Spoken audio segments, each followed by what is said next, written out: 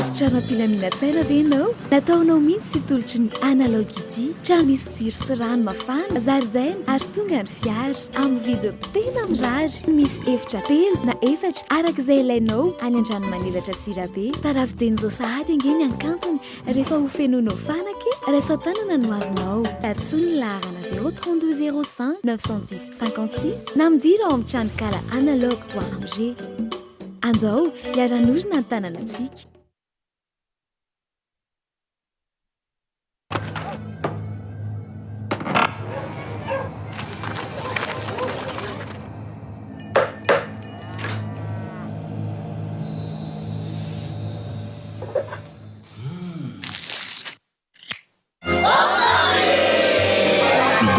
Fleury, le vrai plaisir de beurre.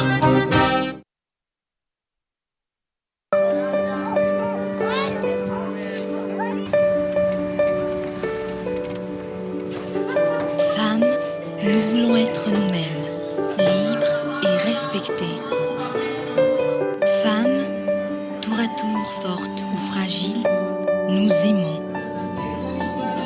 Femmes, nous profitons de chaque instant de la vie.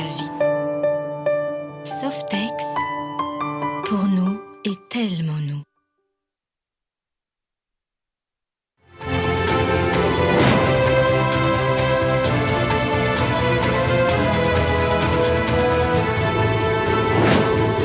Tiwela.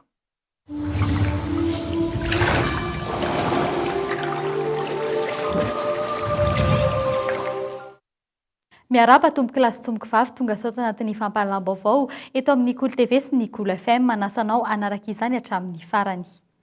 Vaovao mahakasika ny fifidianana avy hatrany anomboantsika ny fampahalaam-baovao amin'ny ity hariva ity. Mpifidianana miisa 1,770 sy 1 alina amin'ny iray sy 2 alina manerana ny Madagasikara no voamarina hatreto. Mahatratra hatramin'ny 1,5 isanjato ny tahapavitrena tamin'izany. Ka toy izao manaraka izao ny salanisa azo voalohany Jean-Louis Robinson 2,5 isanjato. Era-Jaonary Mampianina 5,2 isanjato. Nahatratra 10,2 isanjato kosa ny kandidany MMM ajo Andrenana Arvelo.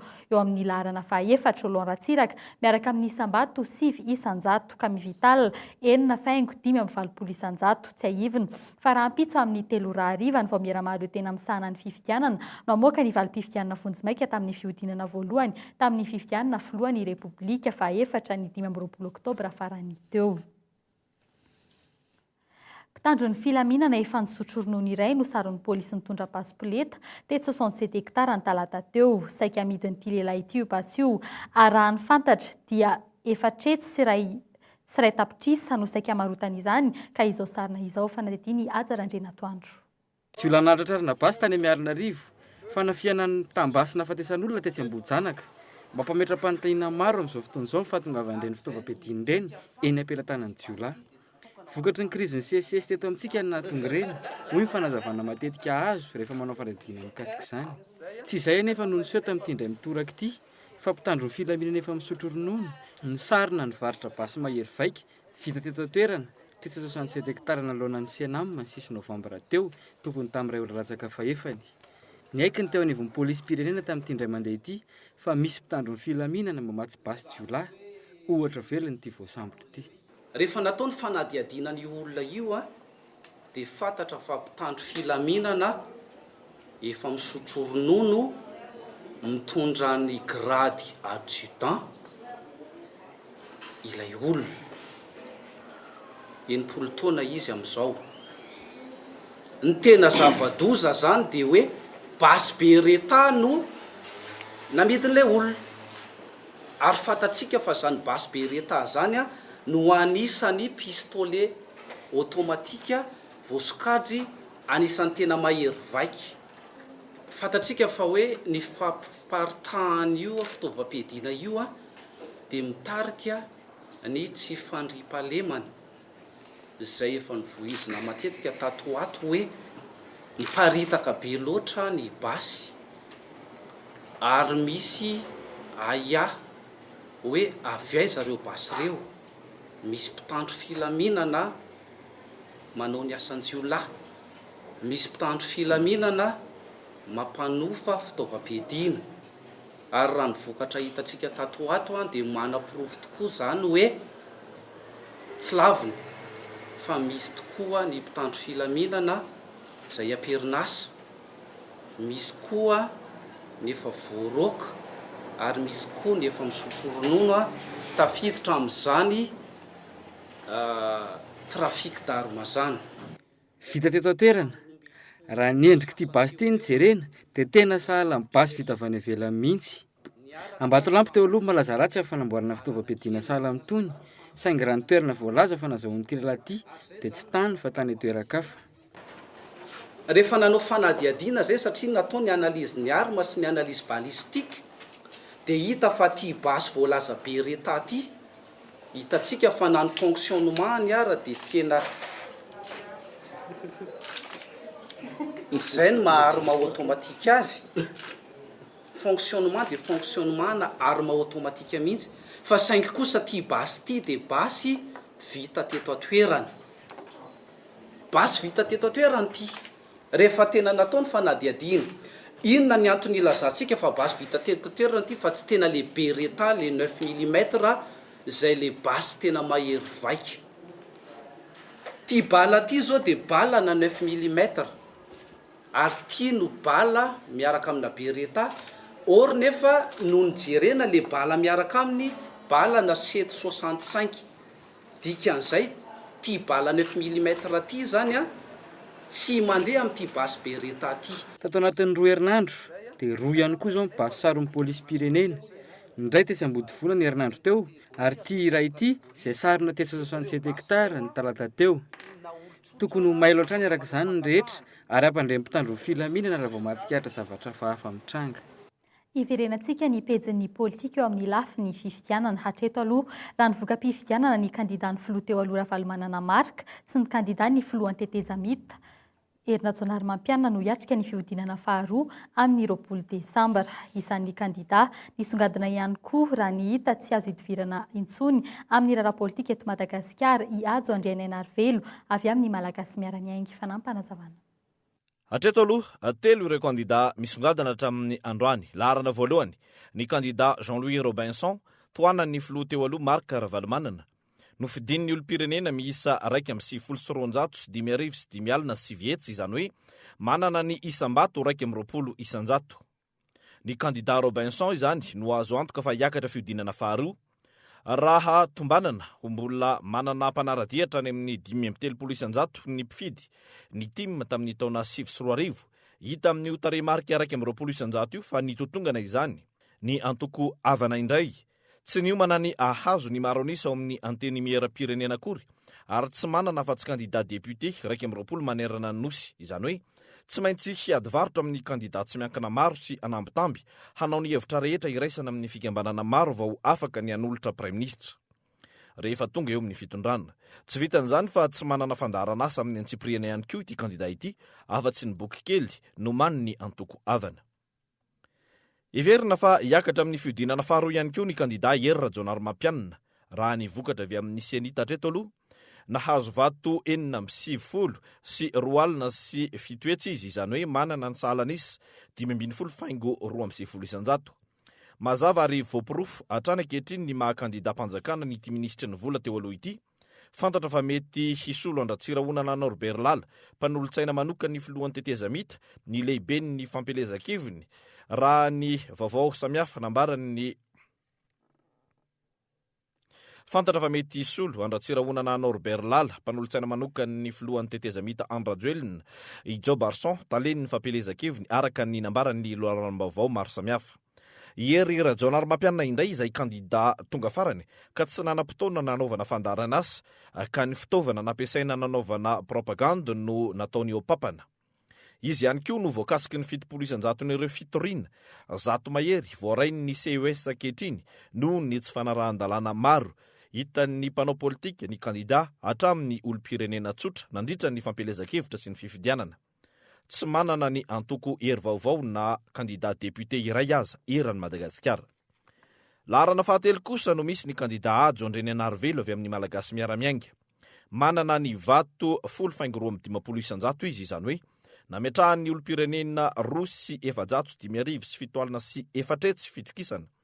Ity kandida ity izay sambany voanaray anjara tamin'ny fifidianana filoham-pirenena no toana ny vondrona politika maro. Kandida tokana ny voiny mangarahara na raha hampirofo manoloana ny vahoaka malagasy nandritra ny fampilezan-kevitra. Efa nanomana ny fitantanana ny firenena hatramin'ny ela. Manana kandida solombavam-bahoaka miisa 7 manerana nosy ny malagasy miara-miainga ary kandida tokana manana fandarana sy mazava sy voarindra amin'ireo kandida telo voalohany ireo. Izy ihany koa no kandida tokana tsy misy pijapy na mitaingimbozina tao anatin'ity fifidianana ity ka hery politika iray nisongadina sy nasongadiny vahoaka malagasy fa tsy azo iodivirana amin'ny fanaovana politika sy ny fampandrosoana ny firenena manomboka eto. Ny momba ny vato azon'ireo kandida ny 520 amin'ireo 30 ny rotsaka hovidina no nahazo salanisa 4,20 hatramin'ny 4,720 isanjato, izany hoe mpifidy miisa 4,50 sy 700 sy 7,000 hatramin'ny 3,20 sy 4 isan'izany Irandriamanantsotabera, Razafiarson Laza, Lainirico Jean, Rajaonary Patrick, Rajemison Rakotomaharo, Rabe Arson, Roland Jean Dieu, Vaombe, Tendrazanary Velo, Jacoba Alain sy ireo ambiny hitantsika amin'ny sary. Ny 5 amin'ireo 330 koa no nahazo ny salanisa 2,7 hatramin'ny 2,120 isanjato, izany hoe nahazo vato 4,10 sy 2,000 sy 5 alina hatramin'ny 5,20 sy 700 sy 2,000 sy 7 alina ka isan'izany ny kandida Razafy Manazato Julien, Monja Roindefo, Rabe Manantsoa Brigitte, Rabe Tsarona Sylvain, Ravalsona Clément Zavosolo, Rakoto Andrenirina Fetson.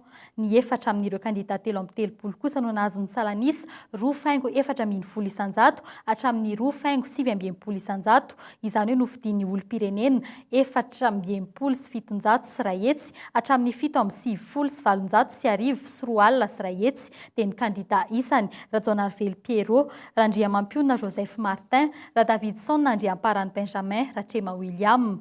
Ny 2 amin'ireo kandida 330 no nahazo ny salanisa 4,530 sy 4,50 isanjato, dia ny kandida Sara George izay nahazo vato 4,30 sy 500 sy 3,000 sy 2 hetsy, sy Razafindrava Edgar izay nofidin'ny olom-pirenena miisa 5,20 sy 7,000 sy 9 alina sy ray hetsy manerana ny Madagasikara. Mbola mahakasika izay fifidianan'izay hatrany tsy manaiky ny fifidianany tanterahana ny 20 ny volana Oktobra farany teo ny APRM tariny Petra Kotiniaina. Maro izy ny tsy fahatombanana ka zary tsy fifidianana ivoahana amin'ny krizy no tanterahana teto Madagasikara. Manoloan'izay dia moro vahoaka etsy Akorondrano amin'ny tamalalaka manoloana ny Jesosy mamonjy ny APRM manomboka amin'ny 9 ora maraina. Fanampanazavana. Fanatao efa 2 andro zay any amin'ny préfet de police izay mino fa tsy misy tokony hisy olana ny mikasika an'izay. Hoanareo Emoreg tena zava-dehibe amin'ny firenena izao zavatra ataonay izao. Mbola misaoran'Andriamanitra, mbola misy olona mijoro milaza fa hoe tena zava-doza ty. Ka ny andraikitra ataonareo dia miandry zay olona mijery, zay olona mety ho mpanararaotra zany. Zahay tsy zahay akory no hitarika ny firenena amina zavatra baroa.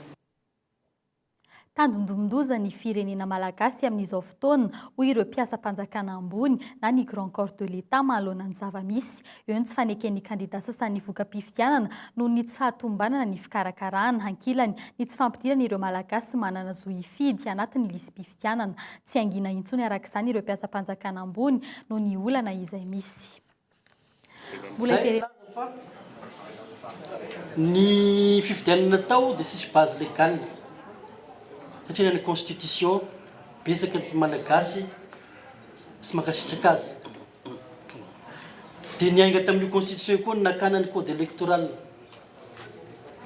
Dia ohatran'ny fanipaka le izy zany ny constitution sy ny code électoral natao dia minoana maromarina fa ny fifidianana ataontsika eo dia tsy maintsy hiteraka amin'ny crise indray mandeha koa. Mbola iverenantsika ny mahakasika ny fifidianana fa hiditra pejy afaka kosa indray isika. Tsy ny fako mivangongo eny amin'ireo daba ihany no manelingelina ny mpandalo sy ny manodidina fa hatramin'ny fitaterana azy ireny makany Andrialanitra. Na dia misy azy ireo mivelona amin'ny fako, miantraika amin'ny fahasalamam-bahoaka sy ny endriky ny tanàna izy ireny.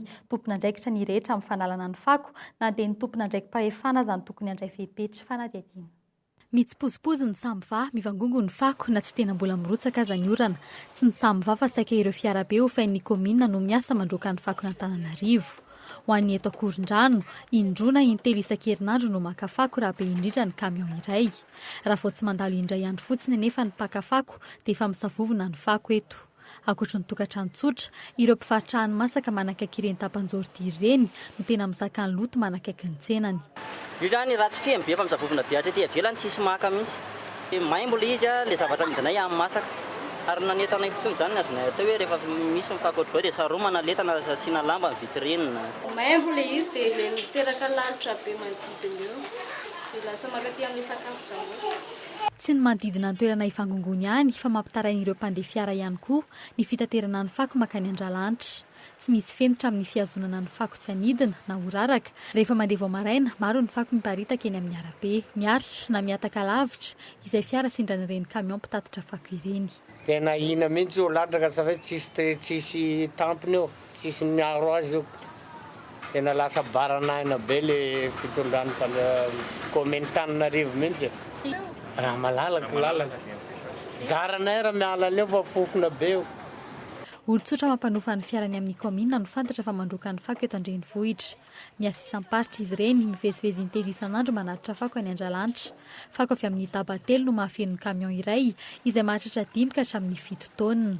910 hatramin'ny 230 taonina araka izany ny fako rofin'ny kamion iray ao anatin'ny iray andro. Ireo mpiasa manao izany ihany koa, saika ireo voaroka avy tao amin'ny samby avokoa. Vatsy manana tomobile tsony. Raha ohatra hoe vitsivitsika ireny. Tena olana amin'io zany angamba dia mety eo amin'ilay tomobile tsy ampy angamba.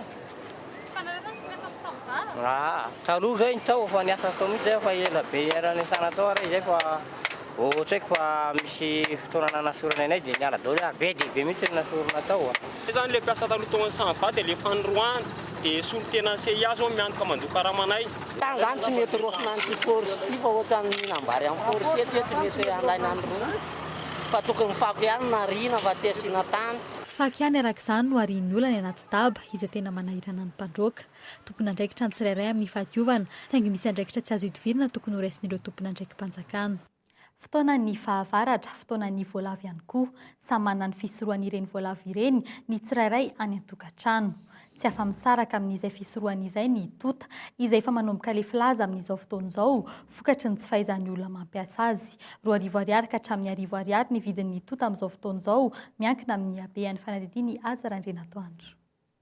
Ny fahavaratra sy ny voalavo tsy angano fa zava-misy iainan'ny olona ireo rehefa tonga amin'ny fotoanan'ny orana sahala amin'izao.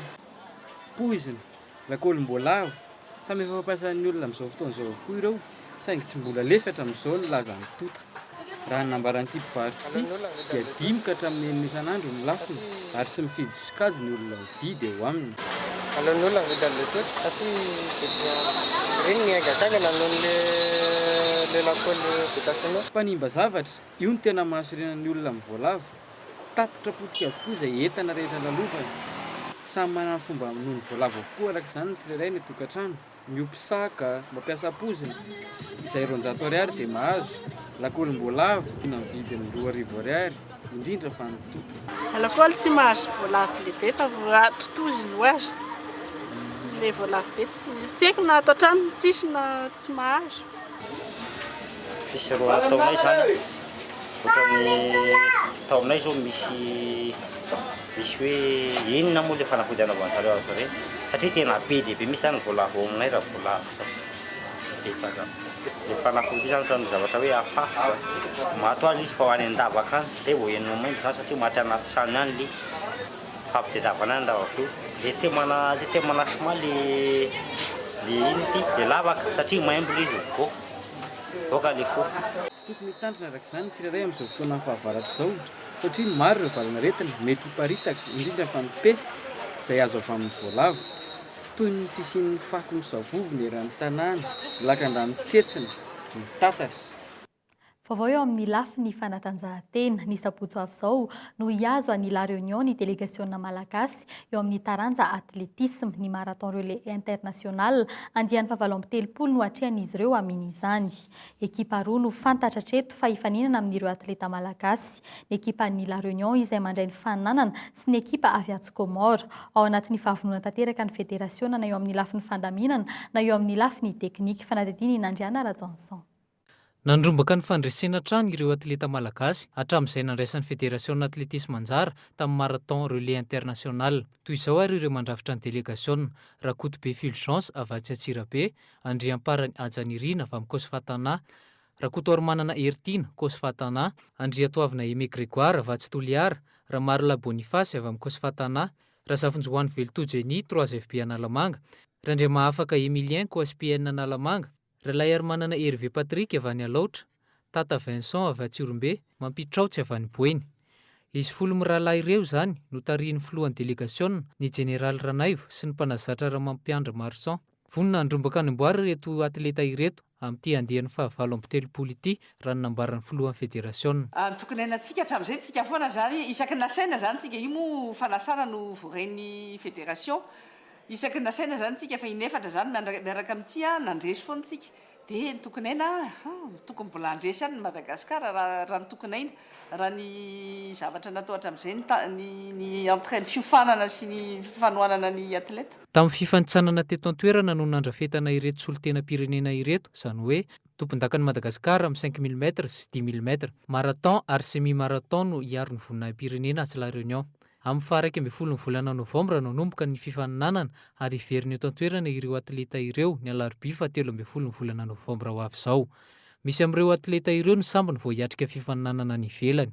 Amin'ny lafindray zany mety hoe atahotahotra fa nefa mahita hoe ekipa aty zany dia mahita an'ireo zoky nefa nandray anjara ireo eny ampanao anaty renoma dia hitako hoe ambony ihany koa moralan'ny zalahy zany satria ireo zokiny taloha ireo hitako ohatrany hoe miteny anazy sy mampiezaka anazy zany dia hitako hoe sy hisy ny olana zany fa raha hoe compétition individuelle io hitanao ihany moa sambany vao hiatrika ino moa iraisam-pirenena zany mety matahotahotra hoe ity ekipa dia hitako matoky tsara an'ireo zokiny taloha ireo mijoro eo ry Andriamparany Ajanirina ry Fulgence Rakotondrasoasy ry izy moa ty ry Tiana Rakotoarmanana dia hitako ambony ny moralan'ny zalahy reo. Raha ny eto an-toerana manokana hanomboka amin'ity volana Novambra ity ny taom-pilalaovana 13 sy 14 Efa manomboka miverina manao entraînement daholo ny ankizy amin'ny faritra hafa efa namerina efa farany volana Oktobra efa namerina. Amin'ity taona ity zany misy championnat de cross country izay atao championnat national de cross country izay atao amin'ny voalohan'ny volana Febroary. Dia aorianan'izay ny championnat de Madagascar amin'ity amin'ny volana début juillet no anaovana azy amelana ny ligue.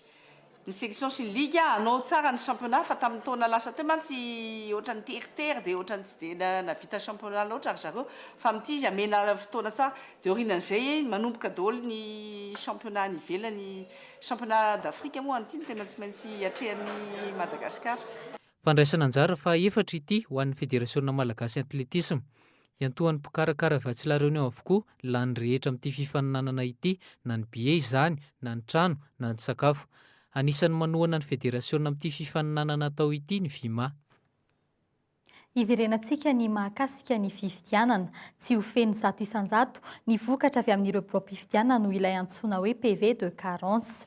Efa vonona kosa ny senita amin'ny fanambarana ny voka-pifidianana tanterahana Rampitso Tolakandro eny amin'ny Birao etsy Alarobia. Saika mahatoky ny senita kosa ireo kandida izay nanaovana fanadihadiana amin'ny vokatra Rampitso. Fanadihadiana itovy Rakotondravony. Tapitra Rampitso ny 12 andro ananan'ny senita moana ny voka-pifidianana Vonjimaika. Mamaraparina ny asa izy ireo amin'izao fotoana. Pro-pifidianana 50% sisa no anaovana famitahana. Ny ariva izay nandalovana teny an-toerana dia mbola misy ireo PV na fireketana tsoratra ny vokatra mbola anaovana famitahana. Le comparaison zany efa miazakazaka be zany satria efa hitanao fa manomboka efa mamatotra an'ireo le prix rehefa vita zany ny tompona anakay zao. Ny eo amin'ny saisie zany eo amin'ny 100 eo sisa zany no atao saisie. zay ny ambiny zany ary ny fanamarinan'ireo zany efa vitsivitsy ihany ko ny 50 eo zany sisa miohatra amin'ny 20,000 tsy ho feno 100% anefa nisan'ny fireketana an-tsoratra na ny PV zay ho avoakan'ny senita rampitso io antony fisian'ilay antsoina hoe PV de carence, zany hoe misy amin'ireo birao-pandatsaham-bato tsy nahatonga vokatra izay tsy fantatra mazava ny antony ary efa mandeha ny fanadihadiana amin'izao fotoana izao. Tafiditra ao anatin'izany PV de carence izany ohatra ny tsy firaketana ireo mpikambana ao anatin'ny birao-pandatsaham-bato ny vokatra ao anatin'ny taratasy firaketana. Anton'izany misy amin'izy ireo no tsy nahazo fiofanana. Raha ny fanazavana izay azo teny anivon'ny senita dia misy amin'izy ireo no milaza fotsiny ihany ao anatin'ity taratasy firaketana ity fa vita soamantsara ny fifidianana. Ho an'ireo kandida izay miandry ny voka-pifidianana kosa dia milaza ohatra ny taleny fampelezan-kevitry ny kandida Erajonar Mampianina fa mahatoky ny senita izy ireo amin'ny vokatra izay ivoaka. Tsy voatery lavorary kosa 100% any asa izay ataon'ny senita. Lavorary amin'ny ankapobeny izy ary tsy tanteraka. Tsy misy zavatra tonga lafatra zany eto na atao zo io na atao amin'ny heritaona na atao amin'ny roataona manaiky an'izay tsika rehetrarehetra ary zay atao amin'ny vaovao Madagasikara dia efa mahafantatra an'izay ary tsy hoe izay rery fa ny vahoaka malagasy mahafantatra fa tsy tanteraka ny zavatra rehetra kanefa izay tsy izany akory no itenenana hoe tsy anaiky voka-pifidianana izay na hoe anao ametraka fitarainana fa ny teninay hatrany ambolohany dia hoe raha tsy hoe nga dia hoe tena misy zavatra tena mamofady na hoe miopampana zavatra mitranga izay dia efa nametraka hatramin'ny voalohany hoe apetrakay amin'ny fahendren'ny senita le izy Ho an'ny candidat Jean-Louis Robinson dia nanantona teny beoririka teny amin'ny birao-panomanana ny fifidianana ny candidat ny mpanao gazety tato amin'ny Cool TV saingy tsy nisy ny olona afaka nalaina sary. Nitondra fanazavana kosa izy ireo ao aoriany ny famoahana ny vokatra rampitso dia mety mbola isy ny famitahana izay ho angatahany veonivy ny candidat Jean-Louis Robinson. Ho an'ny candidat Jean-Louis Robinson hatreto dia tsy mbola misy aloha ny olona afaka ilaza na iresaka amin'ny mpanao gazety raha ny fanazavana izay azo tety an-toerana mahakasika moa ny fiandrasana izay valim-pifidianana rampitso izay araka ny vaovao azy kosa dia miandry an'izay vaovao sy ny filazana ampahibe maso ny voka-pifidianana fojomaika avoakan'ny senita izy ireo ao aorian'izay kosa dia isy ny famitahana ireo vokatra ireo amin'ny vokatra izay voaray ty amin'ny QG ny candidat Jean-Louis Robinson. Aorian'ny etsy amin'ny senita dia hitodika betsaka eny amin'ny CES indray ny masony rehetra araka ny fanambara tato anatin'ny fampahalalam-baovao dia misy 100 mahery ireo fitarainana tonga eny anivony ity andrim-panjakana ity. Marina moa fanadihadiana no tanterahany Tovy Rakotondravony no narahintsika teo. Tsy ekeny lalàna mifehy ny fifidianana sy ny soro-dalana ny famoahana indray ny lisam-pifidianana ho ny senita. Ny fiantsony ny fitsaranam-baratonga voalohany ny senita nampy izany kosa no azo tanterahana mikasika ny fampelezan-kevitra amin'ny fiodinana faharoa indray dia haritra 120 andro izany araka ny voafaritry ny lalàna io fifidianana filohampirenena io fifidianana solombavam-bahoaka fanadihadiana Tovy Rakotondravony hatrany. Mifamaofao ny hevitra mikasika ny fanokafana indray ny lisam-pifidianana. Ratsaivina dia efa nisy ny fivoriana niarahan'ny Praiministra sy ny senita mikasika ity olana ity. Tapaka tamin'izany moa Ratsaivina fa tsy vita ao anatin'ny fotoana fohy ny fanokafana indray ny lisam-pifidianana. Tampoka teo, tapaka tao anatin'ny filakevitry ny minisitra omaly ary fa tokony nisy ny fampidirana ireo mpifidy tsy voasoratra narina ao anatin'izany lisam-pifidianana izany. Raha ho an'ny senita dia voararan'ny lalàna ny fanokafana indray ny lisam-pifidianana araka ny voalaza ny 15 ao anatin'ny lalam-pifidianana milaza fa isan-taona no ahafahana manao ny fanitsiana isaky ny 10 taona kosa ny fanavaozana. Ho an'ny soro-dalana voalaza ao anatin'ny 9:30 fa fanisana ao anatin'ny fotoana voafetra no azo atao. Efa nanomboka ny herinandro lasa teo moa Ratsaivina ihany koa no efa nisy ny fanisana ireo izay tsy tafiditra ao anatin'izany lisam-pifidianana izany miainga ny anivony ny vokotany. Noho izany ny fiantson'ny fitsaranam-baratonga voalohany ireo mpifidy tsy ao anatin'ny lisitra no lalatokana ahafahana mampiditra azy ireo ao anatin'izany lisam-pifidianana izany ahafahan'izy ireo mandray anjara amin'ny dingana faharoa ny fifidianana ho filoham-pirenena. Raha tsitra nahita nefa ny zava-mitranga nisy zany teo ny lesoka teo amin'ny lafiny lisitra mpifidy. Raha mbola izany eo amin'ny lalàna ihany tsika ny 9:30 ao amin'ny fehezan-dalàna momba ny fifidianana dia manome alalana zany manome zo ireo izay heverina hoe voailika omi tamin'ny lisitra mpifidy mba hakany amin'ny fitsaranam-baratonga voalohany. Izay sezin'izay zany no ahafahan'ny filohan'ny fitsarana am-baratonga voalohany mamoaka ny didy mandidin'ny senita zany hoe reto olona reto tokony ao anatin'ny lisitra mpifidy dia didina ny senita mba hampiditra azy. Fampelezan-kevitra ho an'ny fiodinana faharoa araka ny voalazan'ny lalàna dia 12 andro no fehim-potoana ahafahana mantanteraka fampelezan-kevitra ho an'ny fifidianana filoham-pirenena. Raha ny lalahm-pifidianana nefa dia voalaza fa 20 andro no anaovana ny fampelezan-kevitra ho an'ny fifidianana solombavam-bahoaka ka raha toa ka ampiarahana ny fifidianana dia ny andro betsaka indrindra no alaina amin'izany, izany hoe 20 andro. Amin'ny lalàna fehizoro mikasika indray kosa ny fifidianana izay ho solombavam-bahoaka voalohany amin'ny Repoblika Fahaefatra izao dia milaza hoe ny faharetan'ny fampelezan-kevitra amin'ny fifidianana solombavam-bahoaka dia 20 andro. Raha toa ka mivady, izany hoe jumelé ilay fifidianana filohan'ny Repoblika sy fifidianana solombavam-bahoaka dia ilay fampelezan-kevitra lava indrindra zany no raisina ho faharetan'ireo le fampelezan-kevitra amina fifidianana ampivadin'ireo. Raha iverenana mikasika ifamohanana ny lisam-pifidianana io dia mbola misy ny fivoriam-be izay toto-sain'ny seneta anapahana ny fomba atao ahafahana mampiditra ny anaran'ireo izay tsy voarakitra ao anatin'ny lisam-pifidianana indray. Iverenantsika ny pejy ny fanatanjahantena, anisan'ny sangany eo amin'ny Aiady Karatedo Ihaja izay anatin'ny klioba Aka Avaradrano izay nandrobaka ny amboara teo amin'ny 27 kilao ho an'ny fiadiany ho tompon-daka ny Analamanga.